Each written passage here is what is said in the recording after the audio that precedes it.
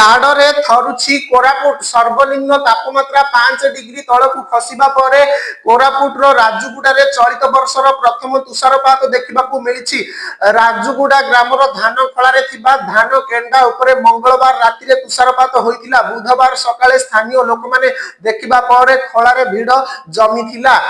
प्रबल जाड़ सांगकू घन कुहुडी साधारण जनजीवन को प्रभावित करिछि। कोरापुट रायगड़ा 326 नंबर जातीय राजपथ पार्श्व थिबा राजुगुड़ा गाँव में बुधवार सर्वनिम्न तापमात्रा 5 डिग्री रेकर्ड करा जाइछि। पारद दिन को दिन खसुथिबारु भोर सकाळ 9टा एवं संध्यारे लोके पदाकू बाहरिबाकू डरुछंती। शीत दाउरु रक्षा पाइबा पई कंबल घोड़ाइबा सहित निया पाखरे बसी रहुछंती।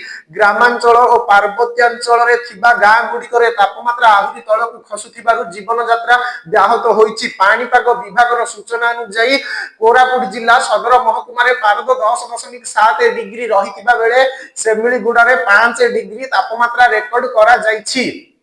हिल स्टेशन भावे राज्यर दुईटी सर्वनिम्न पारद रेकर्ड मध्य सेमिलीगुड़ा रही।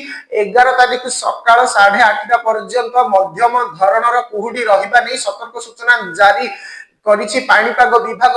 सेमिलीगुड़ा समेत पटांगी लमतापुर लक्ष्मीपुर अंचल रे मध्य कम तापमात्रा रही। डिसेम्बर प्रथम सप्ताह रे शीत प्रकोप आरंभ होइतिबा बेले आगु आहुरी बढ़िबार संभावना सृष्टि होइछि।